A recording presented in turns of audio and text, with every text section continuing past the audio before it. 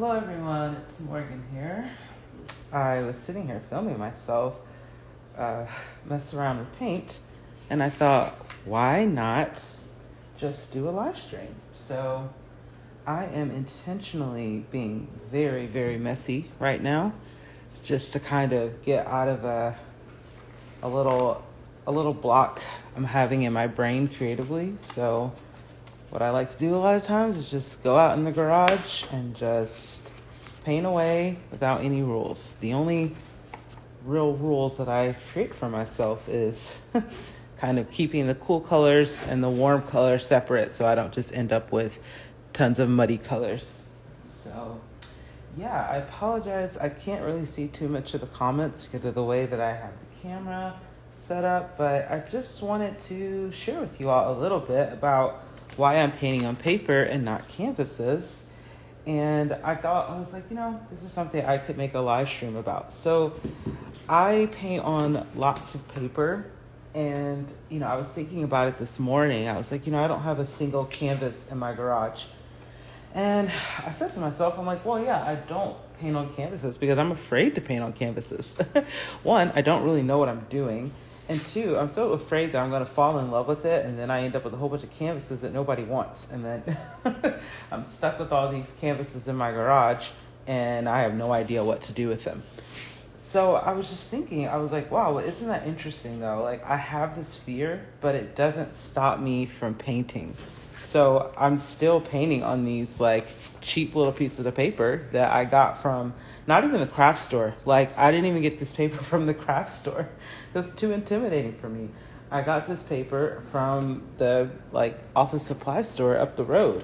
And the reason why I did that was because, well, I'm less intimidated by that, but I still want to paint. So I was like, I think that's kind of a lesson in life, that just because you're afraid to do something, it doesn't mean that you have to not do it completely. Maybe you just find a different way of doing it. I was like, well, a lot of people have a fear of public speaking. It's like, well, maybe it's not always a fear of public speaking, but it's the kind of people that you think you might have to speak in front of.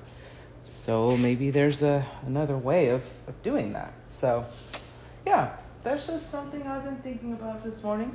Trying to read some of the comments, but the way the camera's set up is a little hard. So I can see some people here. Hello to everyone. I am really just going for it right now. Like, I have no idea what I'm doing. But I can show you guys some of the stuff that I have been working on. You'll have to excuse the mess in the garage, because there's this is like becoming an art space, but it's also a garage. So there's house stuff, boxes laying around. It's not like a perfect art space, but I really like this one. I got it on camera when I was creating it, because I didn't like it at first. These were supposed to be flowers, and then it just didn't happen that way. But I don't know if they can really show up on the camera, but the textures and the way that the colors ended up laying out were really cool to me. So this is definitely one that I'm going to take a picture of before I write anything on it and before I send it out. So what I do is I take pictures of everything. I don't do scans. I'm not that fancy. I just take pictures and then, send it out. So I'm going to show you guys some of what I was making earlier today. Oh, camera sliding around. So this is what I have so far. These are kind of the easiest pieces to make, because you can see over there, there's a piece of paper, and I just poured water and paint on it.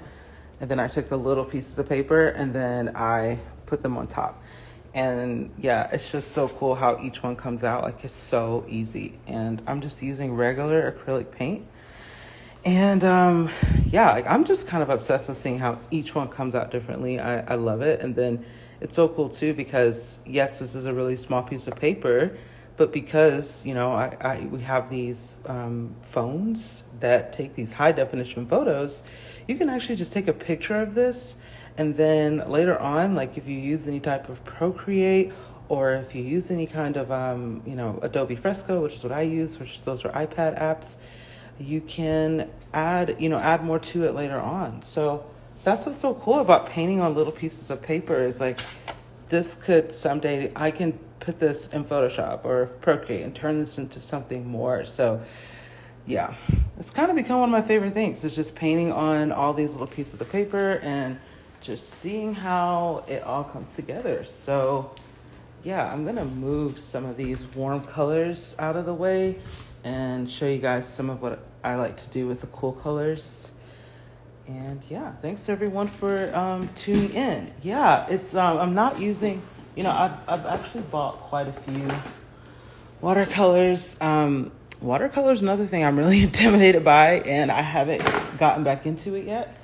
So at some point I'm going to, but for right now, I'll show you what the watercolor process looks like, because I think it's kind of cool, because it's like it's color and it's water, but it's not watercolor. So I will grab some more paper. Now I will say this cardstock paper, I don't know what kind of brand it is or whatever. It's just off-white cardstock paper. I love the way the blues. Oh my gosh, I love the way. It's so specific, but I love the way blues appear on cardstock paper. Oh, I put the wrong color in there. What a fail. I don't think it's gonna mess me up. Wait, oh no, I didn't. Okay, sorry. Please ignore me, amateur hour. So I'll show you, take a brush. This is one of my favorites. And I just grabbed some blue and I have water on there, as you can see. And you can kind of just put it on the page. And then the water is blue now, but you can do this with regular clear water, and you just pour it on top, just a little bit. And this is just acrylic paint. Now, as you can see, it's running everywhere and it's going crazy because this is not watercolor. But I use other pages to like kind of create different effects. So that's how you kind of get these different watercolor textures without actually using watercolor. So that's not technically a painting, but what I do is I take pictures of these. You can see all those little lines in there and stuff. Like, it would take me hours to get that digitally. And I just did that by accident, just in this one setting. So there's a lot you can do with that. And now that this one's kind of drying, you can see some more cool colors, some cool stuff that happened in there, just by kind of, letting the water do its thing. And you really don't need that much. It is very messy because, you do have I have actual watercolor mixed media paper over there, and that's not what this is. But what I actually like is how these different effects that you can kind of get by using the paper that you're not supposed to use. It just kind of makes it go crazy, which is really fun. And then I'll take like a little piece of paper and I'll just like put it on top and create even more effects. So yeah, and there's just like a million different ways you can play with this. And I'll show you. So that's what I did. I don't know if this is gonna fit on camera, but that's what I did with this big piece of paper. Now this is like your kind of more traditional mixed media paper. So you can use this paper for watercolor or collages, whatever. Like, it's kind of like a multi-purpose art paper. So I'll show you a little bit of what it looks like when you do it on this. So like, this might be kind of like a weird, not cool artist analogy, but the way I kind of see it is like, how like if you get a taco from like a fast food place that's like not authentic, but then like you get a taco from like an authentic place. Like, for me, I'm never like, oh, the taco from the authentic place, obviously it tastes better. But like the cheap taco, it's not comparable. It's just something entirely different. So it's kind of a weird analogy. But I'm just like, yeah, it's not trying to be the real taco because it never can be the real taco. And that's kind of how I feel about regular paper. It's just like, yeah, it never can be art paper, but if it's the only thing available, you can still use it. So that might be a really weird analogy, but yeah, like I'll give another example, like mac and cheese. Like, I'm like, my mom makes the best mac and cheese, but if I eat mac and cheese from somewhere else, I'm like, it'll do, but I'm not going to compare it to her mac and cheese. It's never going to be that. So instead, I'm just like, yeah, I'll take this for what it is. And that's what I feel like regular paper can do. It's just like, okay, if it's all you have, you can do some cool stuff with it. But, once you do have the once I work up the courage to actually use the real paper, I can do some cool stuff. So you see how there's like pools of water in here? So that's where I'll kind of create like different things by doing that. So yeah, and I just don't worry. I don't care what it looks like. I'm just looking for stuff that looks cool. You just keep going, And yeah, after it dries, like it looks even cooler. And again, I take photos of all of this stuff. And if you know the app, there's an app called Visual Supply wait, is that what it's called? Visco, VSCO, Visual Supply Company. Yeah, that's what it's called. So a lot of times I'll even take the art and then I'll crop it. And then I'll like even go in and like change the colors like in like a photo editing app. So I'm all about breaking the rules when it comes to art. You know, it's like you have rules so many places in life. It's like if you drive a car, there's like a gazillion rules to keep yourself safe. If you work a job, there's rules on how the job is supposed to be done. Like there's rules on how to cook without catching the house on fire. But when it comes to painting, I just try to have as few rules as possible. And another thing that I've found is like, for whatever reason, when I'm just sitting out here in the garage, and I got out here early because I live in Arizona and it's going to get hot. I'm like, this is where my inner critic is super quiet. Like, I am not even worried about what my inner critic has to say, because I do have one. He has a British accent, and he has lots of opinions on my work. Sorry if you have a British accent. I just don't know why. I literally hear like this British accent guy in my head who's just like, it's okay. Like, it's not the greatest about so many things that I make. And for whatever reason, he's just really quiet right now. So, yeah. Because even when I make these live streams, like there's nerves around that. I'm like, oh my gosh, there's probably real artists watching this, just shaking their head thinking, what is she doing? She's destroying the art. But you know, I'm like, it's quieter. It's not completely gone, but the inner critic is quieter. So that's one thing I actually asked on my podcast. I was like, I want everyone listening to take that with you. Like, go throughout your day and find the places where your inner critic is the quietest. So let's say your inner critic is Gordon Ramsay. I will say I don't think he's that intense. But yeah. I actually think my inner critic is very much so. I studied in England when I was 19, and I was in an English program there, and I felt very intimidated being like the only American, the only black person in the class. And I have this professor, and he just hated everything I wrote, so it's probably him. Running out of places to put art. So another reason why I love having this paper here is because, I love having this shelf over here where I can put the art, is because once I fill up that thing, I'm like, okay, I'm done. Time to go inside. Like right now, I think pretty sure my son is still sleeping.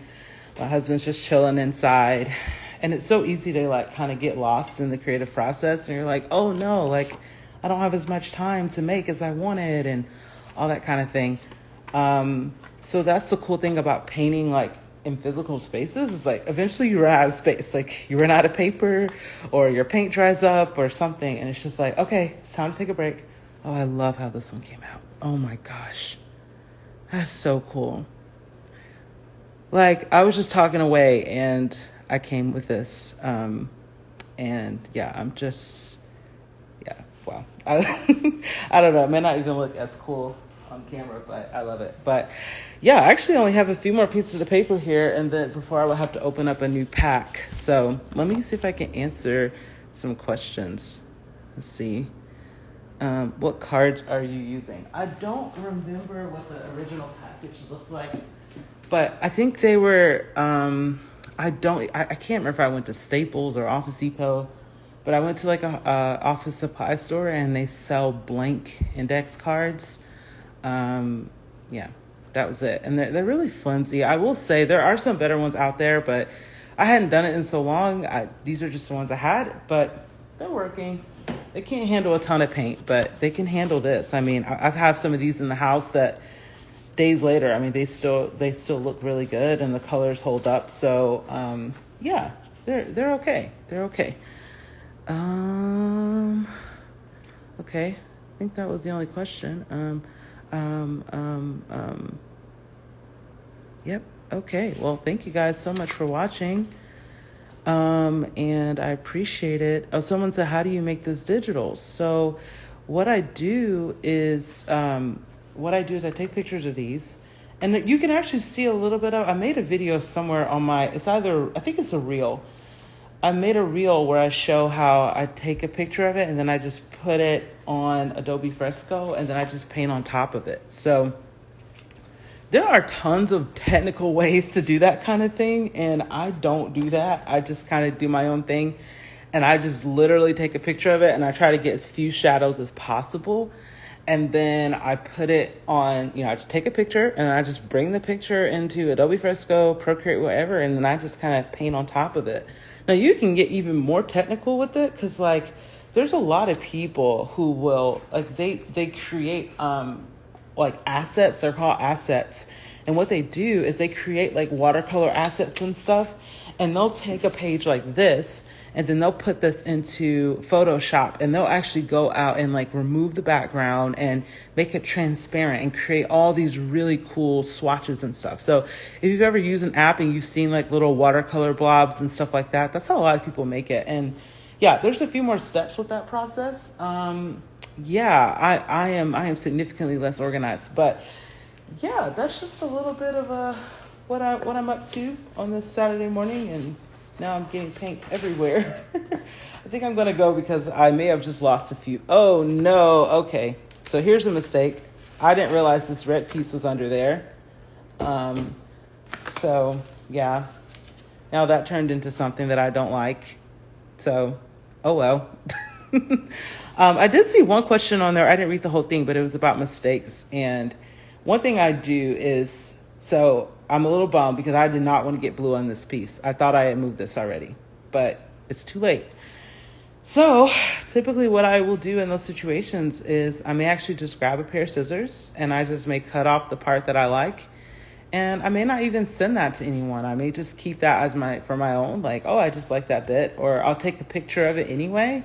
And then I might even go in, if you're using Adobe Lightroom or something, you can go in and bring out the blues if you want and turn it into another color. So yeah, I may do that. That's a lot of what I do with the mistakes. And I think that's why I like working with abstract art, is because there's so much you can do when you make a mistake. Sometimes it's harder, if you're painting a portrait of someone and the eyes aren't proportioned like you want, I feel like that could be a little different, if you're trying to paint a portrait for somebody as a gift and they're sorry, but my eyes don't look that way. So I think that's why I like abstract art, is because there's so many different things you can try. And it doesn't have to be perfect, and sometimes you make mistakes and then you just end up keeping it for yourself because you're well, I like the way it looks and I'm just gonna make it my own. So well, thank you all so much. I just saw someone said they just got their 2022 planner. Thank you so much. I'm so glad to hear that, Candace, Mom Life. And how do I get started when I'm afraid that others won't like my creativity or what I produce? I totally understand that question. Just make something that honestly makes 5-year-old you happy. If nothing else, I think that's just the best place to start. This right here makes 5-year-old Morgan so happy. I love playing with paints, but I was super messy. And, I couldn't just go drive to the store and buy my own paint. And now that I get to do that, I'm that's a huge privilege that I have. And I know that 5-year-old Morgan would just be so happy that I'm sitting here doing this. And I've done this several times, and this is the first time I'm ever sharing this part of the process on a live stream. So it takes time to practice the courage to share, even if you're just sharing, your very imperfect process. It's something like I shared at the very beginning. I'm I don't like painting on canvases because it terrifies me. But someday I'll get back to that point, and I'll share it. So Yes, someone asked how you got your placement at Nordstrom. I have a ton of Mercy as a poet, and it's hard to pitch to big names. Yeah, so what I actually did is I collaborated with a company called French Studio, and they actually take a lot of my art. And I'll show you something real quick. So this right here actually was created in the process of what I'm doing right now. So the original painting of this was actually like, yeah, it was like this. Like I had painted some blue on top and I painted some yellow on the bottom. The pink was not here. It was a white piece of paper. And then I put it into Adobe Sketch at the time. Now I use Adobe Fresco, and I added some pink in there and just kind of added a little bit more pink to kind of match what was going on here. Played around with the blue a little bit, added some there. Those are pencil strokes I added on top. But this was like an original, like literally the original was this size. It was this size, probably on a card just like this. And then I added the words, and it's through stuff like this that this company called French Studio that I collaborate with. On the back, you can see they actually print this product. So they're the ones that print it and bring it to life. And then they go out and they pitch different products like this to other companies. So that's how you can see my stuff in Anthropologie, Nordstrom, Rack, TJ Maxx, and a lot of other places. So yeah, it's a lot of collaboration. But if you had told me 3 years ago that would happen, I would not have believed you. I'm like, wait, what do you mean? I just make art on my iPad, and sometimes I turn it into prints. So yeah, that's what I use. And then finally, someone asked about which paints that I use. A lot of times I just use whatever the craft store is selling, like just the basic acrylic paint. So I'm pretty sure I got this at Michael's, which is a craft store. And yeah, just regular acrylic paint. Like I just get like the cheapest stuff. Well, I guess the cheapest stuff is like the washable kids paint. So I just get the next stuff, acrylic paint. That's what I use. And I typically just buy red, yellow, blue, green, and white and black. And then sometimes I've started to venture out and get like some gold and stuff like that. But yeah, just lots of playing around. That's what I use. The brushes, I couldn't tell you. They were on sale when I bought the paint. And they were just just the regular brushes that they sell. So thank you all. Someone said they bought my phone cases. I really appreciate that. Thank you all so much. I'll answer one more question. Do you recommend a PC or Mac for design? I am all about the Mac life, but there's some people who create some really cool things on PC. So I know a lot of the software is available on PC, but yes, I will save this to my page, and thank you all so much. I hope you have a wonderful rest of your day. How do you save this?